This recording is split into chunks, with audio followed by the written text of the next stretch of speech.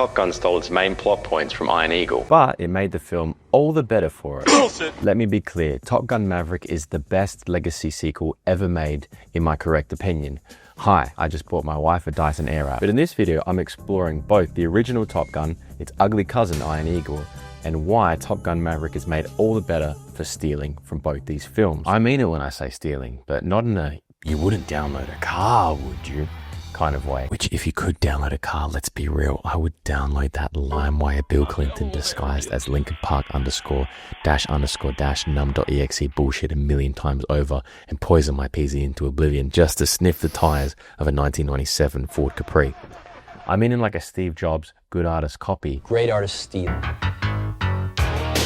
Iron Eagle beat Top Gun to cinemas by a few months in 1986, aka the year of our Lord and Savior, Val Kilmer, R.I.P. King. But while one became the biggest box office hit of the year and rebirthed itself with a sequel that was beloved by everyone except my dad, the other began as a decent 80s cult classic that subsequently attempted to capture the magic of Top Gun and instead sharded out not one, not two, not seven, but 3 sequels. I'm only going to talk about the 3 main films that Top Gun Maverick actually stole from. That's Iron Eagle, Top Gun 1, and Iron Eagle 2. Top Gun Maverick also stole elements of the Canyon Run from Star Wars, who was inspired by 633 Squadron, but see what I mean? Nothing's original. Anyway, I gotta recap Iron Eagle. If Top Gun never existed, or if it even came out at a different time, Iron Eagle would be fondly remembered as a fun, yet pretty dark take on a coming-of-age teen film that intersects with military and aviation drama. The entire story is ridiculous and nonsensical, but it's Hollywood, which at that time was quite well known for allowing films to contain weird and crazy shit. Here's what happens in Iron Eagle. Pilot dad gets shot down. Son wants to help, even though he's about to graduate high school. Government won't help. Old veteran steps in to help. Not because he's friends with or even knows pilot dad that well, but he gets his vibe. So he agrees to sacrifice his life to help a kid he's just met. Pilot's son gets help from military nepo babies who can get hold of classified documents. Old veteran shakes ass. Pilot's son learns to fly in 2 days with the power of Queen and Walkman. Old veteran and pilot's son commits war crimes and steals military aircraft loaded with missiles and a napalm bomb. Old veteran gets shot down but records a full audiobook on how to complete the mission on pilot's son's Walkman. Good. You decided, didn't you? Evil enemy shoots pilot dad in chest. Don't worry, he's fine. Pilot son bombs enemy and saves pilot dad. Pilot son shoots down evil ace pilot. Even though pilot son shoots down multiple enemy planes, including 1 military general, evil ace pilot intersects classified intelligence and steals 2 fully weaponized multi-million-dollar fighter jets. Government agrees to do nothing. As long as they don't tell anybody, including the multiple civilian friends who helped pull off this highly illegal mission. It's Hollywood, baby. For being a film that primarily revolves around having families being in and around military bases, its stance is very much anti-military, and for the most part, shows them as willing, incompetent idiots. I mean, it's no wonder the US Air Force refused to fund any of the film. But just 5 months after the release of Iron Eagle, out comes Top Gun. I gotta tell you that this is my favorite film for the first 28 years of my life, so immediately I'm heavily biased towards Flight School Musical because of how much I enjoyed it growing up. The original Top Gun, aka what happens when you mix jet fuel with testosterone and just a spoonful of homoerotic undertones. This gives me a hard on. Tom Cruise in his platform shoes shines a mostly fun and light-hearted look at naval aviators. And yeah, sure, his best friend dies, but he fucks a teacher. Now, if you've ever watched Small Man, Big Jet, You're stepping over a line now. and in my case, hundreds of times, you're not watching for the plot. You're watching for the jets, the Kenny Loggins, and most of all, the plots. This is the plot to Top Gun in short. Hot boys fly planes. Hot boys go to school to fly planes better. Hot boy likes teacher, so he follows her to the piss hole. Hot boys fly jets. Sexy, sweaty beach sport. Hot boy sleeps with teacher. Ew. Hot boy's best friend dies. Cry. Hot boy gets PTSD. Hot boy breaks up with teacher. Hot boy's father cures him of PTSD. Hot boy goes to war. Hot boy flies plane. Andy Dufresne. Do you trust your wife? Hot boy saves hot boy rival. Hot boys win war. Hot boys become best friends. Hot boy gets back with teacher. Jets. Roll credits. Loose. Iconic. Perfect. Immediately comparing, there's a huge jump in the quality of cinematography of Top Gun compared to Iron Eagle. The director, Tony Scott, is the GOAT at making a film have this unique, authentic feel. There's a reason why I gravitated towards it as a kid. It just looked cool. The lighting, the jet sequences, the perhaps a bit too sweaty carrier scenes.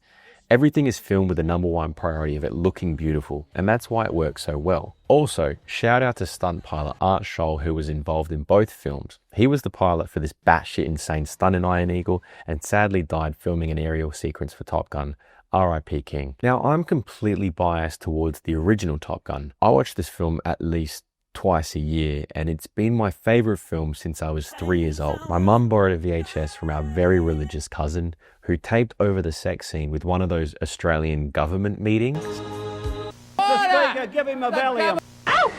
Here's my findings on the Top Gun versus Iron Eagle debate. Now, if you want to feel good about friendship and feel bad about the military, watch Iron Eagle. If you want to feel bad about friendship and feel good about the military, watch Top Gun. If you like planes, watch Top Gun. If you like your movies to look good, watch Top Gun. If you want your movies to feature songs from Queen, watch Iron Eagle. Anyway, here's Iron Eagle 2. If Iron Eagle answers the question 2, what if we made a kid go to war? Then Iron Eagle 2 is the answer to the question of, what if we made Top Gun, but this time, what if we made it really shit? Pilot Son is back, and he's flying a jet. Legally this time. And then, he fucking dies. Cobra! And we're 5 minutes into this film. Where is that Russian pilot. He was trying to fuck on me. So anyway, the film follows his wingman Cobra, who plays the part of, we have Maverick at home. The only highlight for him is when Doug dies. He tried to go for a look of holding back tears, but instead we ended up with a look of holding in fart. Here's the story. Old veteran from the first movie has to train a squadron of pilots from both the USA and Soviet Union called Operation Dark Star.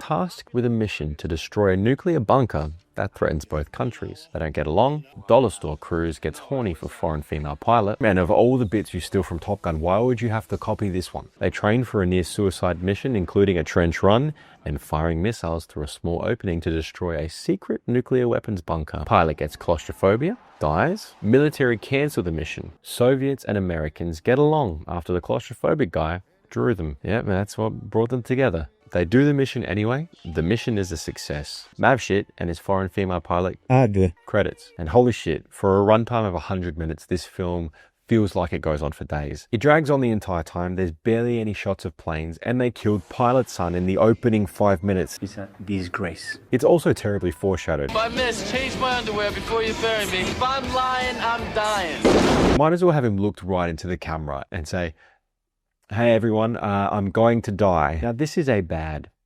film. Not in a so bad it's good video like Samurai Cop, go watch that if you haven't already, but so bad that it's bad. I want this erased from my memory hole because I need that space to remember where I put the spare key for my car. Here's the story to Top Gun Maverick in the left, with comparisons to other films on the right. Danger Zone. Nostalgia bait. Hot boy from the first film, now old turned hot old boy, is back testing planes on a secret mission called Dark Star. Talk to me, Goose. Immediately fucking dies. Nah, kidding. He doesn't die. But there is an interesting theory out there that thinks the rest of the film is Maverick's pre-death hallucination. And honestly, I don't mind it. Penny Benjamin. Penny Benjamin. Penny?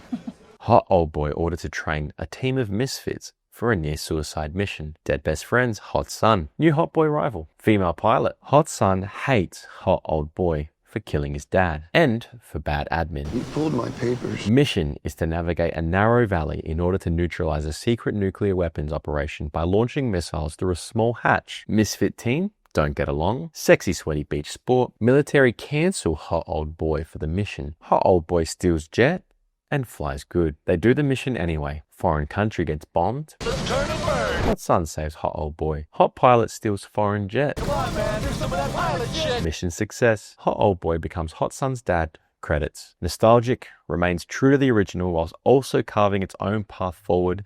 A seriously amazing film. But as you can see, Top Gun Maverick clearly steals elements from the original and the first two Iron Eagles. But why can it do this? And why is this absolutely fine to do? Well, for the most part, it copies the original Top Gun in order to traverse us right into the cinematic world. From copied lines to the shot-by-shot remake of the Danger Zone intro, it's done by design to give us, the viewer, a sense of familiarity for when seeing it in cinemas for the 8th time. And All 8 times in the cinemas I teared up watching the intro sequence. Now, would you keep that quiet? My wife doesn't know about that. But then it gets better. It takes the good parts of Iron Eagle, like the no time to train for the mission and saving my dad from dying in a foreign country elements, whilst also ripping from the canyon run in Iron Eagle 2, this time making it feel interesting, tense, and actually fun to watch, something which Iron Eagle 2 completely shits the bed in. If you can take an existing idea, blend it, and make it your own, that's where the magic happens. Top Gun Maverick mixes tropes from all previously mentioned films, blends it to make it its own, and does it so well I can almost forgive Iron Eagle 2 for how shit it is, because it at least made partial inspiration for the canyon run one of my favorite scenes in Top Gun Maverick.